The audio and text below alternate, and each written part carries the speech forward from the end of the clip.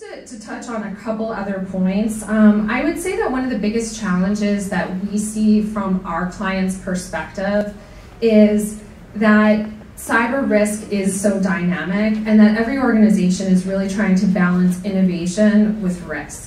And trying to say, all right, we're going to go out, we're going to employ this new technology in our organization. How is that going to potentially impact us? And for a lot of organizations, that there's not necessarily a quantification that's done around that innovation from a risk standpoint. Many organizations don't have a feeling for what is the potential financial statement impact of a disruption to operational technology. I mean, that could be your email being down. But let's say your email's down for a day, let's say it's down for a week. What type of financial statement impact do you have to your organization? What type of extra expenses do you have to incur?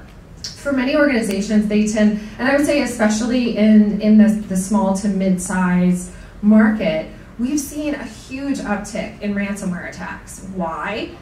Great ROI for those hackers. It's much easier for a lot of SMEs to just pay that ransom. Let's say it's just like $5,000. Done. That hacker's out. They don't have to skim credit card numbers. They don't have to sell those credit card numbers on the dark web. It's a very easy return on their investment and return on their time. And for a lot of smaller organizations, they don't necessarily have the backups in place so that they can just pull those backups and then be back online. So it's not just an issue of the ransom itself, but it's also the business disruption, because there will be extra expenses that the organization will have to incur in terms of bringing in a computer forensics consultant, determining, can we get our network back? Is there a way that, can we get the encryption key, or is it worthwhile to actually pay the ransom? Well, guess what? All of those types of losses I just outlined are covered by a cyber insurance policy. So I think that cyber insurance has traditionally been associated with just data breach. So if you had credit card information, if you had healthcare information, if you had personally identifiable information, absolutely cyber insurance made sense. But if you kind of did anything else, it was like, yeah, we'll pass. Maybe we have something in our property program that helps us with some business interruption.